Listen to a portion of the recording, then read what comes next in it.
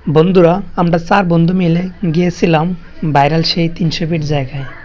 তো সেখান থেকে ব্যাক করার সময় হঠাৎ করে ঝালমুড়ি খাওয়ার জন্য প্রচুর ইচ্ছা জাগছে।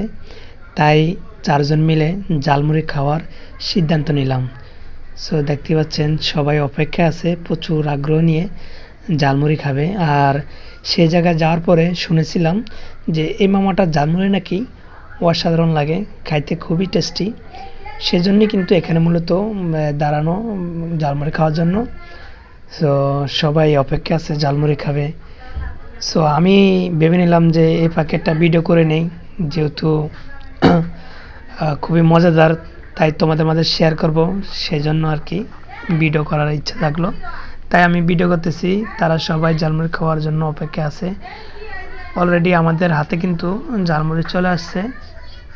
সো নয়নে কিন্তু ফার্স্ট ওর হাতে আসলো, তো কিন্তু জানাবে কেমন ওই দেখাইতেছে, দেখতে পাচ্ছেন যে মজাদার।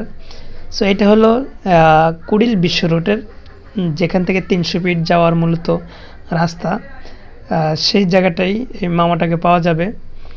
সো নয়ন অলরেডি খাইতেছে আমাদের সবার আগে, তারপরে দেখা যাক কাকে দেয়। সো আসলে সব জায়গায় ঝালমুড়ি খাইলে কিন্তু মজা পাওয়া যায় না, টাকা ব্যয় করে ঠিকই, কিন্তু মজা পাওয়া যায় না, স্বাদ পাওয়া যায় না। সো আমি ঝালমুড়ি আমার খুবই পছন্দ, আমি অনেকটা লাইক করি ঝালমুড়ি খাওয়ার জন্য। আর আপনাদেরকে দেখাইতেছি আকাশে একটা বিমান যেতেছে, সেটাই দেখাইতেছিলাম। সো ঝালমুড়ি আমার খুবই একটি মজার খাবার।